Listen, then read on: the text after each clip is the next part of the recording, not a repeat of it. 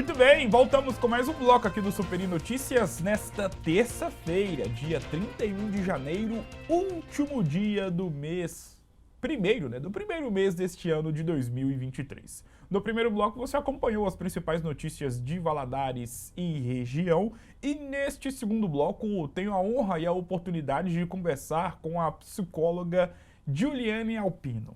Ela que está aqui para poder falar um pouquinho mais sobre a inteligência emocional e a psicologia neste ano de 2023. Juliane, primeiramente, seja muito bem-vinda, é um prazer ter você aqui. É sempre muito importante conversar com profissionais ligados diretamente com a área da psicologia. Seja muito bem-vinda, boa tarde e obrigado por ter aceitado o convite.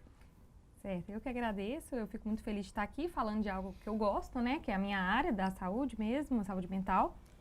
E eu fico feliz de poder falar sobre esse tema que merece uma divulgação, tantas pessoas sofrendo, precisando da ajuda e talvez uma diquinha que a gente dá aqui pode ajudar muito alguém. Sobre a inteligência emocional, e me parece que tanto a figura de vocês, psicólogos, e também esse assunto, saúde mental e inteligência emocional, por curiosidade, ontem mesmo eu estava lendo um livro que o título era justamente inteligência emocional. São assuntos, são searas que ganharam uma importância muito grande, principalmente por conta da pandemia. Antes da gente poder falar da importância da função de vocês, psicólogos, eu queria que você abordasse um pouco mais e explicasse essa questão da inteligência emocional, do que se trata, o que consiste e o quão importante ela é para a nossa vida. Bom, nós temos uma dificuldade muito grande em lidar com as nossas emoções. E a maioria dos problemas que as pessoas têm hoje são problemas de saúde emocional, né? Que ocasionam um problema de saúde mental. As pessoas não têm o controle de emoções, não sabem lidar com as suas emoções. Então, a inteligência emocional, ela tem a ver com o equilíbrio nas nossas relações, um equilíbrio no nosso relacionamento conosco mesmo, a sua relação com você, não agir com você mesmo de forma abusiva. Então, a inteligência emocional ela tem muito a ver com o equilíbrio, o autoconhecimento. Não tem nada mais poderoso do que você se conhecer. Quando você se conhece, você sabe até onde você pode ir, que vai ali te despertar um gatilho, que vai estar te atrapalhando em alguma coisa. Então, assim, ninguém se conhece melhor do que você mesmo. E mesmo assim, a gente tem que estar buscando o autoconhecimento. Às vezes a gente vai descobrindo ao longo da nossa caminhada coisas que nos fazem mal, ambientes que a gente não gosta de estar, que tipo de situação que ocasiona eu sentir uma certa emoção que eu perco o controle dela, por que eu perco o controle dessa emoção. Então, assim, tudo tem a ver com autoconhecimento. Sim. Eu acho que autoconhecimento é poder. E como vocês, psicólogos, podem auxiliar e podem ajudar as pessoas a se autodescobrirem e se autoconhecerem? Bom, a psicoterapia é uma das formas, né, é a forma principal da nossa atuação aí, para a busca do autoconhecimento. Geralmente, uma pessoa que vai procurar ajuda ali num consultório, ela vai procurar ajuda porque ela está passando por algum problema. Na maioria das vezes, você não vai procurar ajuda quando você está bem, tá tudo muito bem, geralmente a gente não procura ajuda. Mas nesse momento que a gente está bem é um momento crucial, porque é um momento que a gente tem que cultivar boas práticas, né? Hábitos saudáveis, dormir na hora certa, se alimentar bem, ter boas relações, estar em bons ambientes, porque aí você vai preservar ali aquele bem-estar. Só que a gente acaba, muitas das vezes, não tendo esse equilíbrio e a procura pela psicoterapia, né? Para auxílio mesmo do autoconhecimento, porque quando você começa a se conhecer, você não se coloca em situações que vão te despertar certos tipos de reações que você perde o controle. Quando você tem autoconhecimento, você sabe qual local, né, é bom para você estar. Quando você tem autoconhecimento, você sabe que tipo de coisa você quer ou não para um relacionamento, para a sua vida, né? Então, até a pessoa que vai estar do seu lado, você consegue escolher ela baseada em parâmetros e princípios seus, né? Coisas que você gosta. Exatamente. E você, né, atua em uma grande empresa aqui em Governador Valadares e, claro, como psicóloga e dando treinamentos. E acho que isso pode ser de fundamental importância, pode não. Tenho certeza que é de fundamental importância, principalmente para grandes ambientes corporativos, onde existem centenas de pessoas totalmente diferentes, que lidam com as suas emoções de formas diferentes, têm contato diário com centenas de milhares de pessoas todos os dias. Eu queria saber de você, qual que é a importância de realizar esse trabalho dentro das empresas e o quão benéfico isso é para as empresas? Bom, o psicólogo organizacional, né, que é o psicólogo que atua dentro das empresas, ele é muito importante no clima organizacional, né? Na forma de gerir aquela empresa, no bem-estar, na satisfação dos seus colaboradores. Então, cada dia, né, que se passa, a gente tem buscado mais qualidade de vida, bem-estar, ser acolhido. E as empresas que investem num psicólogo organizacional, elas estão investindo em si mesmo, no seu próprio crescimento, no seu crescimento ali humano, no seu colaborador, que é aquele ali que veste a camisa da empresa, que toma o nome, que se desenvolve ali e que vai atender o seu cliente da melhor forma possível, né? Sobre vocês, psicólogos, e me parece que a pandemia veio para poder reforçar a imagem dos psicólogos e do profissional que, de certa forma, trabalha diretamente com a questão da saúde mental. Eu queria saber de você qual que é a análise que você faz sobre a questão da saúde mental, que foi algo que foi tão falado e tem sido tão mencionado por nós da comunicação e pelas pessoas no cômputo geral mesmo. Queria que você falasse sobre a importância da saúde mental e como a pandemia, de certa forma, ajudou a ter esse debate sobre esse assunto tão importante.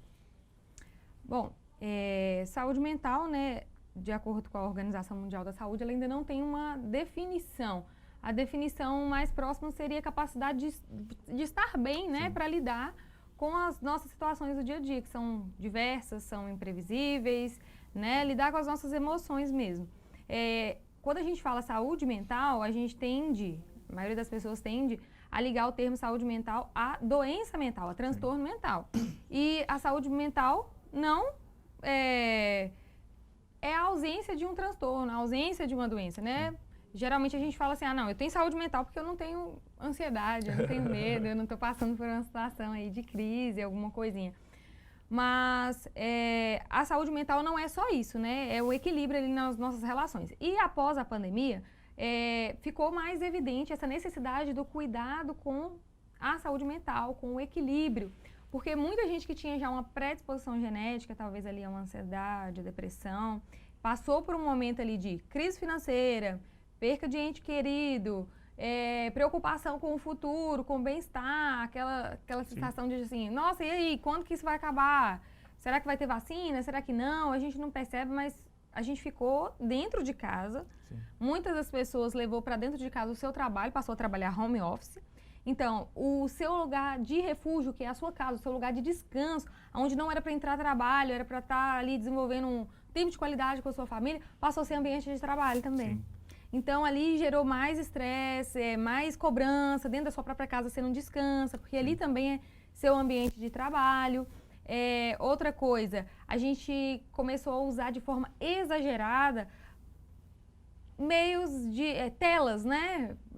Instagram, diversas redes sociais, WhatsApp, até perdi o nome aqui do excesso de redes sociais, mas assim, não que seja ruim, né? É benéfico a gente ter o Instagram, a gente ter ali meios de comunicação que traz, assim, uma forma de trabalho nova. Muita gente trabalha com a internet. Porém, na pandemia, o que a gente tinha para fazer?